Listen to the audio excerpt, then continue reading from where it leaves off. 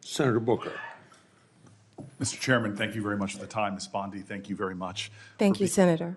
And thank you for being willing to meet with me in my office. I really value that time that we had together. If there's anything that's been demonstrated in this hearing thus far, is there is a serious crisis of faith in our judicial system in America.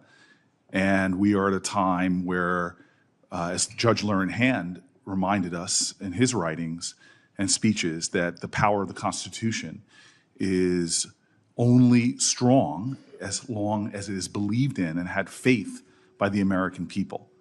And that faith is shaken by so much of the political tumult. And as we have a new administration coming in and a lot of the protestations about retribution or going after political opponents, I know you could expand your empathy enough to understand why there are many that really worry about your independence. But I've heard you over and over again in this hearing, as much as I've tried to focus on it as I've gone back and forth between Senate Foreign Relations and another Floridian, Marco Rubio. But I am hearing from you that you understand that the Attorney General's guiding star is the U.S. Constitution and her client is the American people, that there can be no argument about that. Yes, Senator. Yes. And more than that, though, I hope that you, should you be confirmed, understand that there is an urgency in not just demonstrating through your actions that independence, but beginning to heal this country's lack of faith and shaken faith in that independence, in the U.S. Constitution. History may not long remember what any of us individually do here, but for the sake of our democracy, what you do to restore and repair the American faith, whether they be Democrats, Independents, or Republicans, is vital. I want to switch here to say publicly that when Donald Trump appointed Craig Carpenito as the U.S. Attorney in New Jersey, it was over the objections of myself and then Senator Menendez.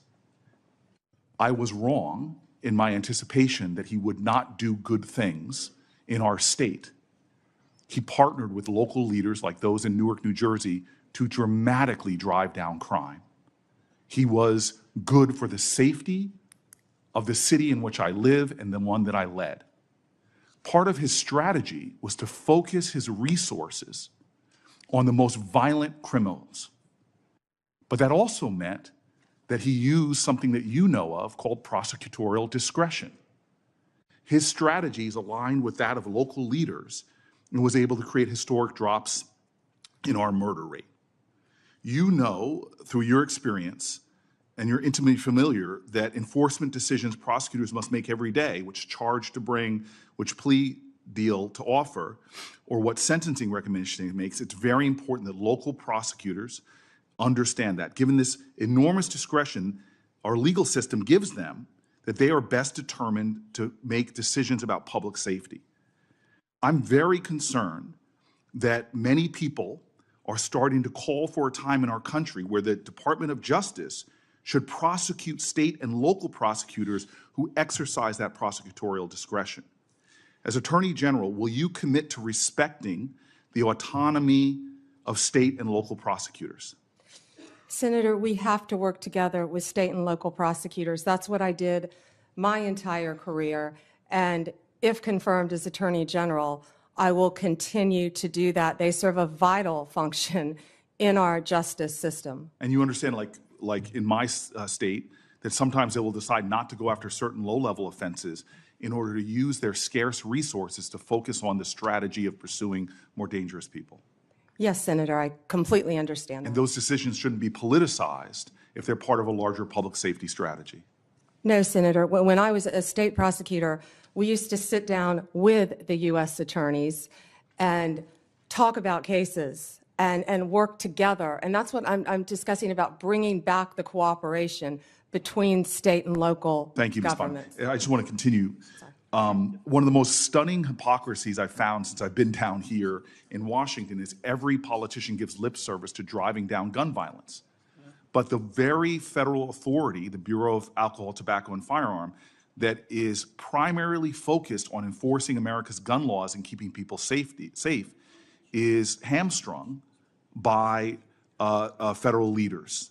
The ATF's core responsibility is assisting in local law enforcement. When I was a mayor, I detailed local law enforcement to the ATF, but I'm stunned at how they have been stripped of resources, of their budget, and all of their capabilities to go after illegal gun running. When I was mayor of the city of Newark, we couldn't find one gun crime that was done with a legally purchased gun. But when I turned to the ATF leader at that time told me in private, we don't have the resources, support, or legal ability to go after these crimes.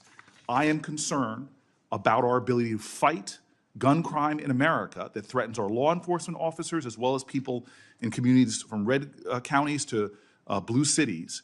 Will you commit to doing everything you can to making sure the ATF has its resources and the legal power to pursue illegal gun runners in our country?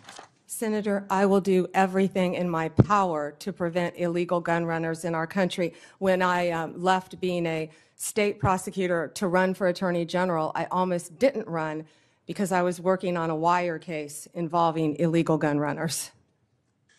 The DOJ issued in 2022 a use of force policy for its federal law enforcement officers. It was approved by the heads of the DEA, FBI, U.S. Marshals, and ATF, and many of them said it is actually a use of force policy that actually protects law enforcement officers as well as protects others from having their rights violated. It was also endorsed by the Fraternal Order of Police and NAPO, the National Association of Police Organizations.